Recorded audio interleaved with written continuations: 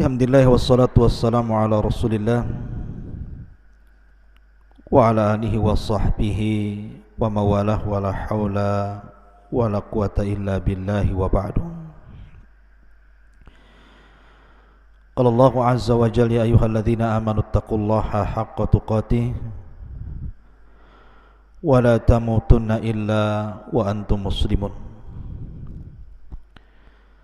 Wa qala sallallahu alaihi wasallam majtama'a qaumun fi baiti min buyutillah yatluna kitaballah wa yatadarasunahu bainahum illa haffathumul malaikah wa ghashiyatuhumur rahmah wa nazalat alaihimus sakinah wa dzakarallahu fi man indah. Ma'asyiral muslimin yang dimuliakan Allah Subhanahu wa taala, alhamdulillah di malam hari ini kembali kita bisa berjumpa lewat media yang kita cintai bersama.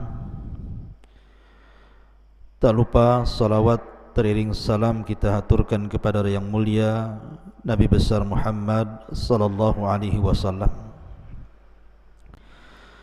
Pembahasan di malam hari ini kita akan membahas menyingkap rahasia jin qarin. Apa itu jin qarin? Ma'asyiral muslimin yang dimuliakan Allah Subhanahu wa taala, kalau kita bicara tentang jin qarin, Al-Imam Ibnu Utsaimin rahimahullahu ta'ala mengatakan Al-qarinu huwa syaitan musallat alal insani biidhnillahi azza wa jal ya'muruhu bil fahsya'i wa yanhahu 'anil ma'ruf. Jadi pembahasan yang kita akan bahas di malam hari ini adalah jin qarin. Apa jin qarin? Jin qarin adalah syaitan yang dikuasakan terhadap manusia tentu karena izin Allah Subhanahu wa taala.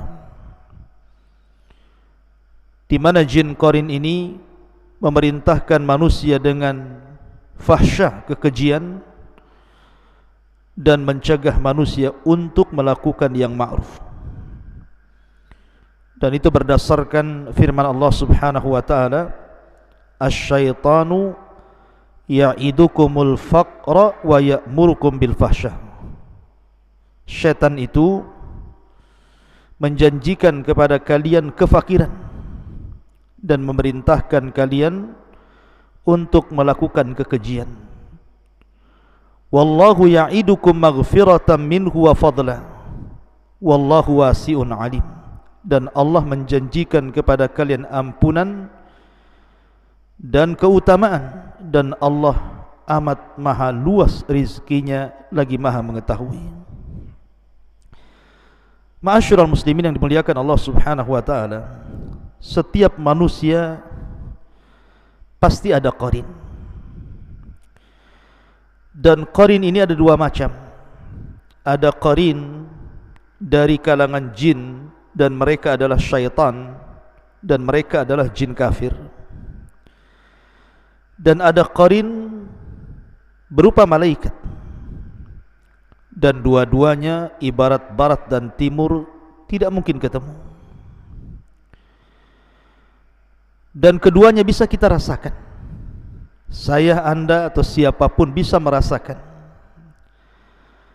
apabila hati kita ini terdorong untuk melakukan kemaksiatan, melakukan kekejian, kemungkaran dan kezaliman, berarti jin yang ada pada badan kita itulah yang memberikan was-was untuk melakukan hal itu.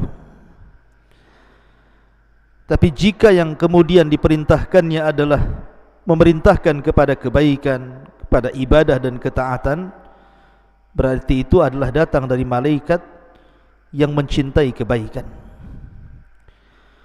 Ma'asyiral muslimin yang dimuliakan Allah Azza wa Jalla, seperti apa jin qarin ini? Apakah setiap manusia memiliki jin qarin? Apakah para nabi juga memiliki jin qarin? Bagaimana pula dengan qarinnya para nabi? Dan apakah qarin ini juga akan meninggal ketika manusia yang diqarininya meninggal? Mudah-mudahan waktu yang sangat berharga ini kita akan mengupas sedikit mengenal di balik rahasia jin qarin ini. Di dalam surah Qaf, Allah Subhanahu wa taala berfirman, A'udzu billahi minasyaitonir rajim, laqad kunta fi ghaflatin min hadza fakashafna anka ghita'aka fabasaruka al-yawma hadid. Sesungguhnya kamu dahulu lalai tentang peristiwa ini. Maksudnya kematian. Banyak orang yang lalai bahwa dirinya akan mati. Maka kami singkapkan tutup yang menutup matamu. Ada yang mengatakan bahwa ketika seseorang itu mengalami sakaratul maut, maka hal-hal yang gaib disingkapkan kepadanya, di mana dia mampu melihat malaikat yang hendak menghampiri dan mencabut ruhnya. Ada juga yang mengatakan dia mampu memandang catatannya. Semasa hidupnya dia sanggup memandang catatannya. Apakah catatan yang baik ataukah catatan yang buruk, disingkap semuanya, sehingga penglihatanmu pada hari itu sangat tajam sekali. Wa qala qarinuhu hadza ma ladayya atid. Dan qarin yang berupa malaikat yang menyertai selama hidupnya dari dia lahir sampai dia wafat berkata, inilah catatan perbuatan yang ada padaku, yang kucatat selama kau hidup. Alqiya fi jahannam kulla kafarin anid. Maka Allah berfirman, lemparkanlah olehmu berdua ke dalam neraka jahannam semua orang yang sangat ingkar lagi keras kepala. Manna'ilil khairi mu'tadim murid, yang sangat enggan melakukan kebaikan, melampaui batas dan bersikap ragu-ragu. Alladzi ja'ala ma'allahi ilahan akhar fa'alqiyahu fil adzabis syadid, yang mempersekutukan Allah dengan Tuhan lainnya, maka lemparkanlah dia ke dalam azab yang sangat keras. Qala qarinuhu rabbana ma atghaituhu walakin kana fi dhalalin ba'id. Kemudian berkatalah setan yang menyertainya, maksudnya qarin yang menyertai selama hidupnya, dia pun berkata, ya Tuhan kami, aku tidak menyesatkannya, tetapi dia sendiri yang berada dalam kesesatan yang sangat jauh. Qala la takhtasimu ladayya wa qad qaddamtu ilaikum bil wa'id. Maka Allah berfirman, janganlah kalian bertengkar di hadapanku, dan sungguh dahulu aku telah memberikan ancaman kepada kalian. Ma yubaddalul qawlu ladayya wa ma ana bidzallami lil abid. Keputusanku tidak dapat diubah dan aku tidak menzalimi hamba-hambaku. Dalam ayat ini Allah Subhanahu wa taala menyebutkan dua kata qarin. Pertama, Allah Subhanahu wa taala mengatakan wa qala qarinuhu hadza ma ladayya atid.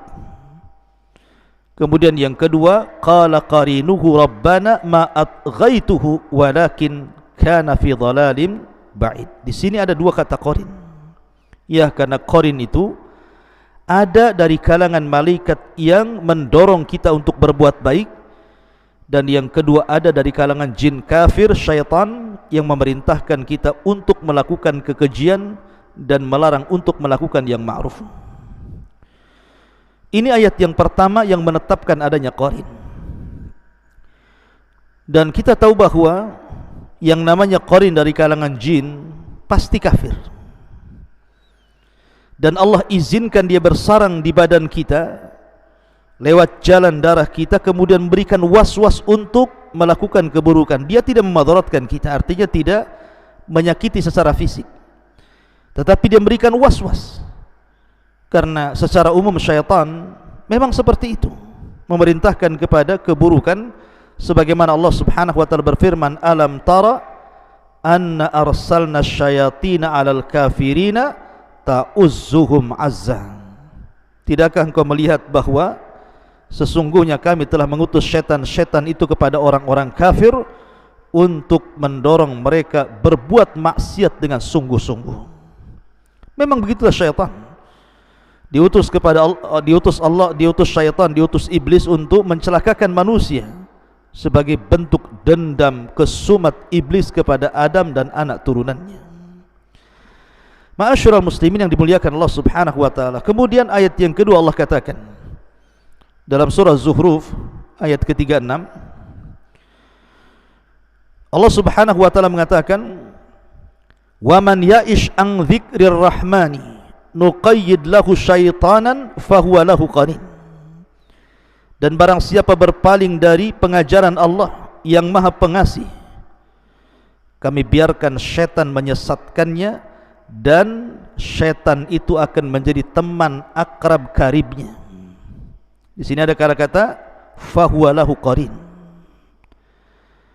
Jadi orang-orang kalau seandainya lupa mengingat Allah Subhanahu wa taala, lupa kepada salat, lupa baca Quran, lupa berzikir, lupa bersedekah, lupa berbuat baik, berarti dia sedang diberikan waswas oleh qarin jin yang kafir syaitan itu ke dalam hatinya, sehingga kebaikan-kebaikan itu dilupakannya. Itu makna ayat ini. Jadi pada diri kita itu ada qarin yang memberikan waswas supaya kita lupa berbuat baik.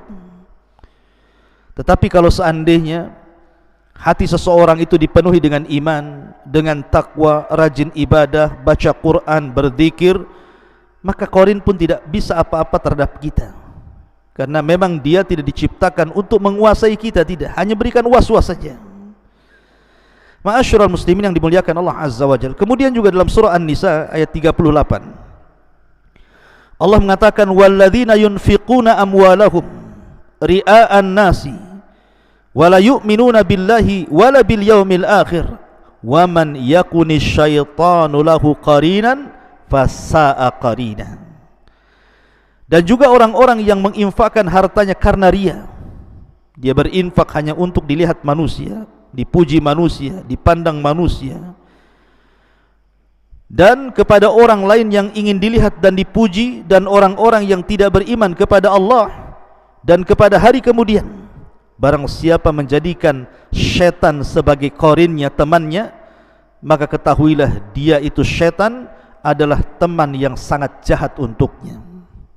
Di sini ada kata-kata wa may yakunish syaitanu lahu qarinan fasa'a qarina. Jadi Al-Quran menetapkan adanya qarin.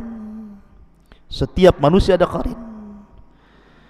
Bahkan dalam sebuah hadis dari Abdullah ibn Mas'ud radhiyallahu an, Nabi sallallahu alaihi wasallam bersabda, "Ma minkum min ahadin illa wa qad wukila bihi qarinuhu minal jin." Kata Nabi SAW, tidaklah dari kalian seorang pun kecuali telah dikuasakan padanya teman dari kalangan jin. Sahabat bertanya, wa iyaka ya Rasulullah, apakah juga dirimu dalam badanmu ada qarin wahai Rasul? Qala, maka Rasul mengatakan, wa iyaya, termasuk diriku. Illa annallaha a'anani alaihi fa aslam fala ya'muruni illa bi khairin. Tetapi qarin jin yang ada pada badanku, kata Rasulullah, sesungguhnya Allah telah menolong diriku, fa aslam, maka dia pun aslam. Sebagian para ulama mengatakan kalau dibaca dhammah fa aslamu, maka artinya jin itu tetap kafir tetapi tidak memerintahkan Rasul untuk melakukan kejahatan, tidak pengaruh kepada Nabi sallallahu alaihi wasallam. Tetapi kalau dibaca kemudian fathah bukan dhammah, fa aslama, berarti jin itu yang ada pada badan Nabi sallallahu alaihi wasallam telah masuk Islam. Fala ya'muruni illa bi khairin, sehingga dia tidak memerintahkan diriku, kata Rasul, kecuali kebaikan. Jadi ada yang mengartikan fa aslamu, artinya kemudian dia pun tidak bisa apa-apa denganku, tidak pernah melakukan keburukan kepadaku atau memberikan was-was keburukan, atau dibaca fa aslama, dia pun masuk Islam. Dan ini masyhur di kalangan para ulama, ada yang membaca dengan dhammah dan ada yang membaca dengan fathah, sebagaimana dijelaskan oleh para ulama. Tetapi Al-Imam Al-Khattabi rahimahullahu ta'ala mensahihkan bahwa bacaannya ar-raf'u di dhammah fa aslamu, artinya tetap jin yang ada pada diri Rasul itu kafir, tetapi tidak bisa mencelakakan Rasul, tidak bisa memberikan was-was kepada Rasul. Rasul dihindarkan dari keburukannya. Tetapi Al-Qadi Iyad, beliau membaca dengan fathah fa aslama, artinya qarinnya Rasul itu masuk Islam. Kalau sudah masuk Islam tidak menyuruh kecuali kepada kebaikan. Baik yang dibaca dhammah ataupun fathah, keduanya tidak memadaratkan Nabi sallallahu alaihi wasallam. Bahkan dalam sebuah hadis yang lain, Nabi sallallahu alaihi wasallam suatu ketika keluar di malam hari, ketika itu giliran Aisyah radhiyallahu anha. Kata Aisyah radhiyallahu anha, faghirtu alaihi, aku pun cemburu karena disangkanya Rasul keluar malam itu hendak ke istrinya yang lain. Faja'a fara'a ma asna, maka dia pun datang, kemudian dia melihat apa yang aku lakukan. Karena Rasul ketika pergi, Aisyah membuntuti di belakang. Kemudian ketika Rasul datang, Aisyah langsung balik. Jadi Rasul melihat apa yang dilakukan Aisyah radhiyallahu anha. Maka Nabi SAW kemudian bertanya, malak ya Aisyah, ada apa dengan kamu? Sibuk kali. Maka Aisyah mengatakan, fakultu wa mali la yagharu mithli ala mithlika ya Rasulullah. Aku cemburu wahai Rasul. Siapa yang tidak cemburu dengan dirimu? Maka Nabi SAW mengatakan, aqad ja'aki syaitanuki ya Aisyah, apakah telah datang syaitanmu? Rasul mengatakan, apakah ada setanmu dalam badanmu? Apa telah datang setanmu? Qalat, maka Aisyah radhiyallahu mengatakan, ya Rasulullah, au ma'iya syaitan, apakah aku punya syaitan? Ataukah dalam diriku ada syaitannya wahai Rasul? Kata Rasul, na'am ya. Qultu, kemudian aku katakan, wa ma kulli insanin, apakah bukan hanya diriku, bahkan semua manusia juga ada setannya wahai Rasul? Maka Rasul mengatakan, na'am ya, semua manusia ada setannya, semua manusia ada qarinnya. Kemudian Aisyah radhiyallahu mengatakan, wa ma'aka, bagaimana denganmu wahai Rasul? Kata Nabi SAW, na'am ya, walakin Rabbi a'anani alaihi hatta aslam, tetapi Rabbku telah menolong diriku sehingga dia pun masuk Islam, atau dia tidak bisa apa-apa dengan diriku. Ma'asyiral muslimin yang dimuliakan Allah Subhanahu wa ta'ala, dari sini kita tahu bahwa setiap manusia itu ada qarin, sejak dia lahir sampai dia wafat.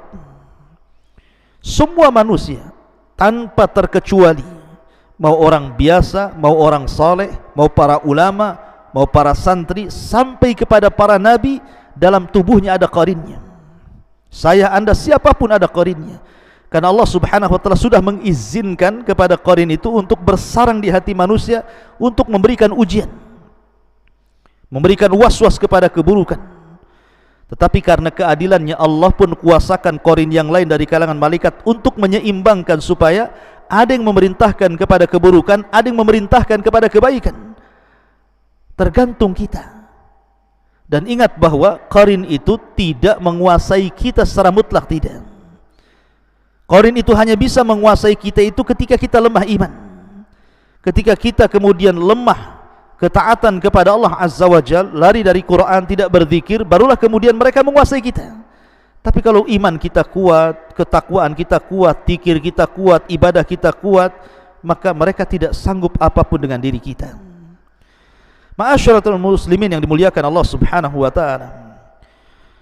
Kemudian juga hadis yang lain dari Abdullah ibn Umar radhiyallahu anhuma, anna Nabi sallallahu alaihi wasallam qala, bahwa Nabi SAW bersabda, idza kana ahadukum yusalli fala yada ahadan yamurru baina yadayhi fa in aba falyuqatilhu fa inna ma'ahu qarin. Apabila salah seorang di antara kalian salat, maka jangan sampai membiarkan orang lewat di hadapannya. Cegah dia. Tapi kalau dia enggan untuk dicegah, falyuqatilhu, maka boleh engkau memeranginya. Maka bersamanya ada al-qarin, ada jin yang bersamanya, ada teman jin yang bersamanya, yang tidak pernah meninggalkannya. Sebagaimana penjelasan Al-Imam Asy-Syaukani dalam kitab Al-Awtar bahwa fa inna ma'ahul qarin, artinya as-sahib as-syaitan, yang menyertainya selama ini syaitan yang ada pada manusia dan tidak pernah meninggalkannya. Ma'asyiral muslimin yang dimuliakan Allah Azza wa Jalla, sebagian para ulama menjelaskan lalu apa tugas qarin selain daripada memberikan was-was itu. Ada juga yang mengatakan bahwa ketika manusia tertidur dan dia lupa berwudu, lupa membaca doa, lupa untuk ta'awud kepada Allah Subhanahu wa ta'ala, dia pun tidur begitu saja, maka terkadang qarin ini masuk dalam mimpinya. Terkadang dia kemudian dalam mimpinya menyerupai binatang seperti ular ataupun orang yang hitam yang menakutkan, atau sejenis binatang-binatang buas. Pokoknya dia tasyakul dalam mimpi kita sehingga menakut-nakuti kita, sehingga kemudian dengan masuknya dia dalam mimpi kita itu kemudian memberikan mimpi-mimpi buruk sehingga kita akhirnya ketakutan. Ya, karena tugas syaitan itu juga salah satunya adalah menakut-nakuti manusia. Ma'asyiral muslimin yang dimuliakan Allah Subhanahu wa ta'ala, tetapi ada beberapa catatan tentang masalah qarin ini. Yang pertama, qarin ini adalah syaitan yang dikuasakan kepada setiap manusia untuk mencelakakan manusia dan menyesatkan manusia. Ingat, tidak ada qarin yang baik. Karena saya pernah melihat di salah satu tayangan YouTube gitu kan, bahwa ada seseorang yang penampilannya Islami, dia mengatakan bahwa aku sudah menundukkan qarin saya.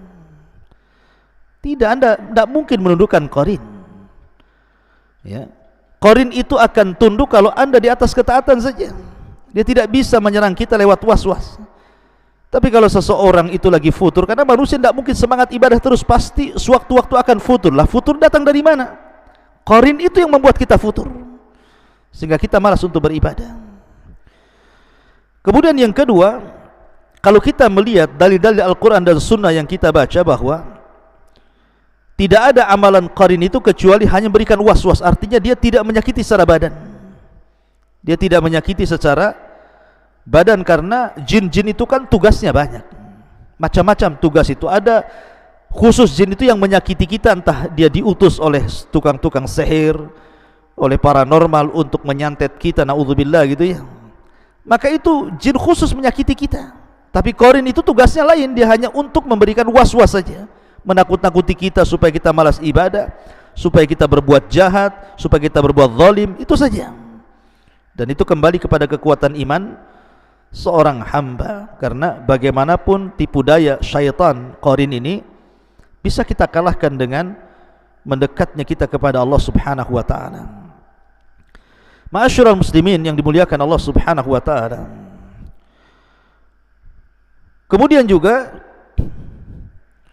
ketika seseorang wanita khususnya sedang haid ataupun istihadhah, ya, sebagaimana dijelaskan dalam sebuah hadis Nabi SAW,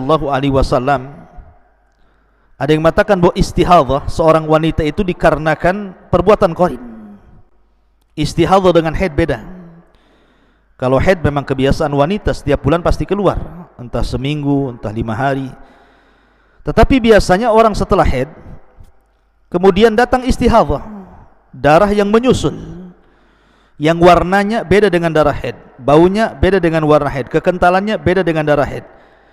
Adapun perbedaannya, kalau istihadhah masih boleh sholat, boleh puasa, cuman dia disuruh mandi 1 kali, dan setiap kali sholat dan juga ibadah yang lainnya dicuci saja tempat najisnya. Tapi kalau haid tidak boleh. Lah ada yang mengatakan bahwa istihadhah itu bisa saja perbuatan qarin. Karena Nabi SAW menyebutkan di beberapa riwayat, ada yang mengatakan hadza minasyaitan, istihadhah itu dari syaitan. Hadis Aisyah radhiyallahu anha juga mengatakan hadza irqun, kemudian raqsun minasyaitan. Kemudian dalam riwayat yang lain juga hadza minasyaitan, itu bagian daripada syaitan. Kenapa demikian? Karena orang dibuat was-was, apalagi orang tidak punya pengetahuan tentang masalah haid dan istihadhah. Disangkanya istihadhah itu haid, akhirnya dia meninggalkan salat, meninggalkan puasa, padahal wajib bagi dia salat, wajib bagi dia istihadhah. Makanya ini perlu ilmu untuk melawan qarin ini. Kalau tidak, anda kemudian terjatuh para wanita meninggalkan kewajiban Allah Azza wa Jalla. Yang harusnya anda salat, anda tinggalkan salat. Yang harusnya anda puasa, anda tinggalkan puasa, karena tidak bisa membedakan mana haid, mana istihadhah. Ya, ada juga yang mengatakan seperti itu, dan itu adalah perbuatan qarin. Ma'asyiral muslimin yang dimuliakan Allah Subhanahu wa taala. Adapun apakah kemudian qarin ini mengikuti manusia sampai wafat, ketika manusia wafat ini kemudian qarinnya ikut wafat? Wallahu a'lam. Karena ada hadis Nabi SAW yang mengatakan bahwa idza mata ibnu Adam in qata'a amaluhu illa min thalathin, sadaqatin jariyah aw ilmin yuntafa'u bihi aw waladin salihin yad'u lahu. Apabila anak Adam meninggal dunia, maka tidak ditinggalkan kecuali, tidak dibawa ke dalam kuburan kecuali 3 perkara: sedekah yang mengalir, ilmu yang bermanfaat, anak yang saleh yang mendoakan. Dan di sini tidak ada lafaz qarin juga ikut masuk ke kuburannya. Artinya ketika manusia wafat, maka qarinnya akan keluar dan akan bertugas lagi menjadi hamba iblis dan mencelakakan manusia. Makanya saya teringat dengan as'ilah. Saya suatu ketika waktu saya belajar di Yaman, saya bertanya kepada Syekh Adnan, salah satu guru saya. Jadi ketika saya bercerita tentang peristiwa di kampung, jadi ada seorang preman meninggal dunia, kemudian karena mabok overdosis meninggal dunia. Kemudian setelah dia 1 hari meninggal dunia, heboh di kampung itu bahwa rupanya orang ada yang melihat bahwa preman itu hidup lagi sedang nongkrong di jembatan. Dan berita ini dari mulut ke mulut akhirnya kemudian menyebar. Namanya orang kampung zaman dulu beda dengan orang kampung zaman sekarang, pada takut. Pertanyaannya, apakah mungkin orang yang sudah meninggal bisa hidup lagi kemudian nongkrong di atas jembatannya? Nah, ini saya tanyakan kepada salah satu masyayikh yang di Yaman, Syekh Adnan hafizahullah tadi, yang mengatakan bahwa boleh jadi itu qarinnya. Karena yang bisa membentuk fisik orang itu mirip dengan orang yang meninggal itu adalah qarinnya, karena qarin adalah sahibnya, temannya. Jadi dia terputus. Jadi yang sudah meninggal, tapi qarin itu keluar. Terkadang menakut-nakuti manusia dengan cara seperti itu, seolah-olah yang sudah meninggal hidup lagi, padahal itu qarinnya. Oleh karena itulah maka tidak ada hubungan orang yang sudah meninggal dengan qarin. Artinya qarin tidak masuk ke dalam kuburan. Dia ketika orang itu meninggal, dia keluar, kemudian dia tetap bertugas sebagaimana jin-jin yang kafir lainnya berusaha untuk menyesatkan anak Adam. Wallahu a'lam bishawab. Ini di antara pengetahuan kita tentang masalah qarin. Mudah-mudahan ada manfaatnya. Mungkin kita tutup dengan doa kafaratul majlis. Subhanakallah bihamdika asyhadu an la ilaha illa anta astaghfiruka wa atubu ilaik. Allahu ta'ala alam. Assalamualaikum warahmatullahi wabarakatuh.